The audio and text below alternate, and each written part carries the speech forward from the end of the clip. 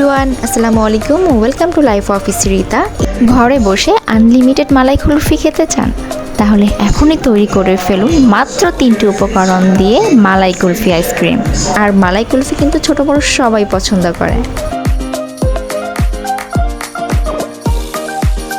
মালাই কুলফিটা তৈরি করার জন্য আমি প্রথমে একটি পাত্র নিয়ে নিব। পাত্রটা হালকা গরম হয়ে আসলেই আমি এখানে 1 লিটারের দুধ ঢেলে দিব। অর্থাৎ 1 লিটারে 4 কাপ দুধ হয়। আমি 4 কাপ দুধকে জাল দিয়ে 2 কাপে পরিণত করব। দুধটা যত ঘন হবে মালাই কুলফিটা খেতে কিন্তু ততই মজার হবে। দুধ যখন বলক হয়ে আসবে আমরা কিছুক্ষণ দুধটাকে ভালো করে নাড়াচাড়া করব, যাতে করে নিচে দুধটা লেগে না যায়। নাড়াচাড়া করার পরেই আমরা চুলার আঁচটা মিডিয়াম করে ফেলব। এতে করেই দুধটা আস্তে আস্তে ঘন হতে থাকবে এবং সুন্দর একটা কালারে পরিণত হবে। দুধ বলক করেছে, আমি এখন চুলার আঁচটা মিডিয়াম করে দিচ্ছি। আমি এখন চিনি দিয়ে ক্যারামেল তৈরি করে নিব। আপনারা চাইলে সরাসরি দুধে চিনি ব্যবহার করে নিতে পারেন, বাট আমি ক্যারামেলটা তৈরি করে নিচ্ছি, কারণ দুধে ক্রিম কালারের একটা ভাইব চলে আসবে আর যেটা দেখতে অসম্ভব সুন্দর লাগে। এই তো আমি 5 চামচ শুধু চিনি নিয়ে নিলাম। চিনিতে আমি কোনো প্রকার পানি ব্যবহার করব না, শুধু চিনিটাই আমি খুব সুন্দর করে জাল করে নিব। চুলার আঁচ লো ফ্লেমে রেখে আমি অনবরত নাড়তে থাকব, চিনিটা গলে না যাওয়া পর্যন্ত। যখন এরকম সুন্দর একটি খয়েরি কালার চলে আসবে, সঙ্গে সঙ্গে আমি দুধে ক্যারামেলটা ঢেলে নিব। আর এই কাজটা খুব দ্রুত করতে হবে, না হলে ক্যারামেলটা শক্ত হয়ে গেলে তখন আর দুধে কিন্তু ক্যারামেলটা ঢালা যাবে না।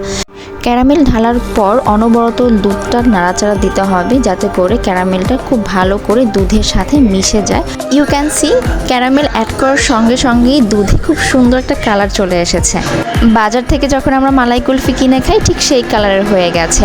দুধটা যখন আরও ঘন করব কালারটা আরও গাঢ় হতে থাকবে। এখন আমি 1 চিমটি এলাচ গুঁড়ো নিয়ে নিলাম আর কিছুটা চিনি অ্যাড করে নিলাম। আপনারা যেমন মিষ্টি খাবেন ঠিক চিনির পরিমাণটা আপনাদের মতো করে তেমন করেই বাড়িয়ে নিতে পারেন।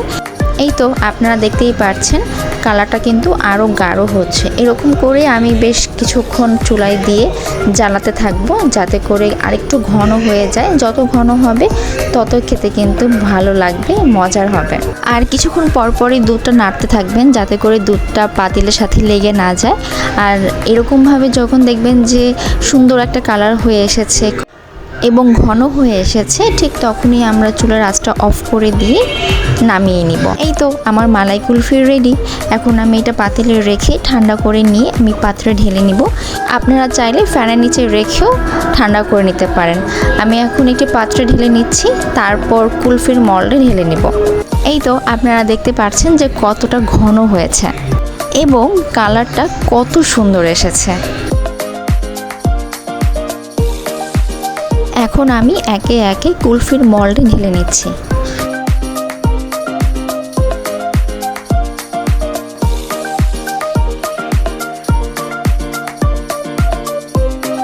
এই তো সবগুলো কুলফির মল্ডে আমার কুলফি ঢালা হয়ে গেছে। এখন এগুলোর যে কালারফুল ঢাকনাগুলো আছে সেগুলো দিয়ে আমি প্রত্যেকটা ঢেকে দিব। এগুলো আমার কাঠি আইসক্রিম।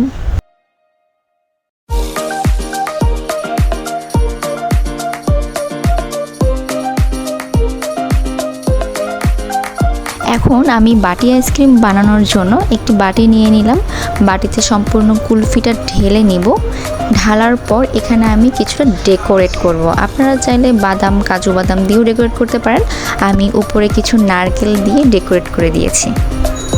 এখন আমি কাঠি আইসক্রিম এবং বাটি আইসক্রিম দুইটাই ডিপ ফ্রিজে রেখে দেব 5 থেকে 6 ঘন্টার জন্য। এই তো ডিপ ফ্রিজ থেকে আমি বের করে নিলাম, বরফ হয়ে গেছে মেবি। এখন এটাকে আমি সুন্দর করে একটা চামচের মাধ্যমে আইসক্রিমটাকে তুলে নিব। দেখতে যতটা সুন্দর হয়েছে খেতেও কিন্তু ততটাই মজার হয়েছে। কুলফি যখন কিনে খাই সেখানে যেমন এলাচ গুঁড়ো দেখা যায়, আমার আইসক্রিমটা তো ঠিক এলাচ গুঁড়ো দেখা যাচ্ছে।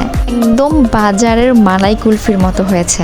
এই তো আমি খুব সহজেই মালাই কুলফি তৈরি করে ফেললাম। আপনারাও চাইলে ঘরে বসে খুব অল্প উপকরণ দিয়ে মালাই কুলফি তৈরি করে ফেলতে পারেন এবং ঘরে বসেই আনলিমিটেড আইসক্রিম খেতে পারবেন।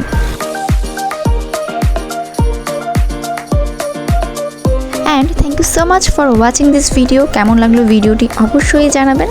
থাকবেন, সুস্থ থাকবেন। আল্লাহ হাফেজ।